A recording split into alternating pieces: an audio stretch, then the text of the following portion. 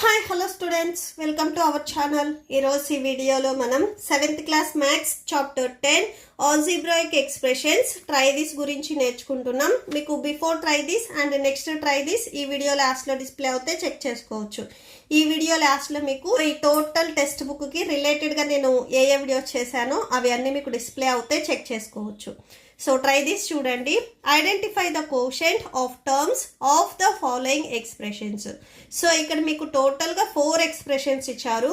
వీటికి మీరు కోషెంట్స్ రాయాలి. So first expression 4x - 3y. Okay, so దీనికి చూడండి.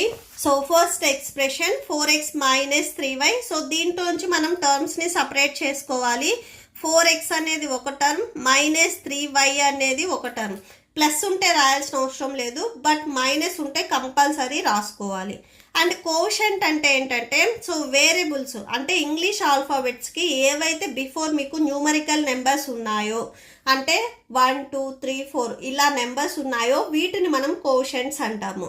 సో ఇక్కడ ఎక్స్కి బిఫోర్ ఏముంది, నెంబర్ 4 ఉంది. సో ఈ 4 అనేది మనకి కోషెంట్ అవుతుంది.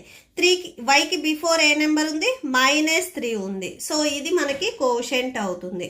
ఓకే, సో దీంట్లోనే సెకండ్ వన్ చూడండి. సో సెకండ్ మీకు ఎక్స్ప్రెషన్ వచ్చేసరికి a + b + 5 ఇచ్చారు.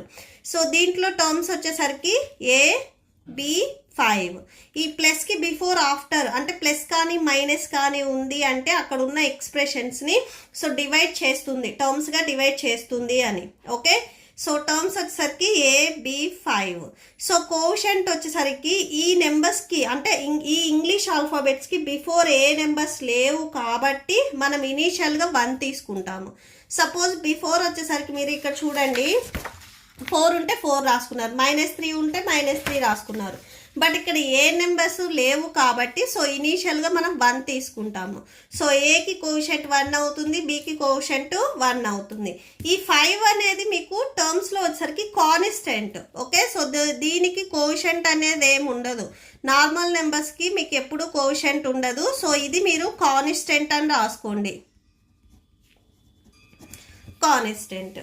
నెక్స్ట్ థర్డ్ వన్ చూడండి. సో గివెన్ ఎక్స్ప్రెషన్ వచ్చేసరికి ఇక్కడ 2y + 5. దీంట్లో టర్మ్స్ 2y అండ్ 5, ప్లస్ రాయాల్సిన అవసరం లేదు. సో కోషెంట్స్ చూడండి, వైకి బిఫోర్ ఏముంది, 2 ఉంది. అండ్ ఇక్కడ 5 వచ్చేసరికి మీకు కాన్స్టెంట్ అవుతుంది. సో కాన్స్టెంట్ అని రాసుకోండి. నెక్స్ట్ లాస్ట్ వన్ ఫోర్త్ చూడండి. సో ఇక్కడ ఎక్స్ప్రెషన్ వచ్చేసరికి 2xy.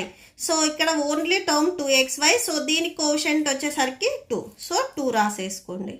Okay, so that's it. Okay, so that's it. ఈ ప్రాబ్లంతో మీకు ఈ వీడియో కంప్లీట్ అయింది. మీకు ఈ వీడియో నచ్చితే ప్లీజ్ లైక్ చేయండి, మీ ఫ్రెండ్స్కి షేర్ చేయండి, అండ్ మన ఛానల్ని సబ్స్క్రైబ్ చేసుకోండి. So thank you and thanks for watching.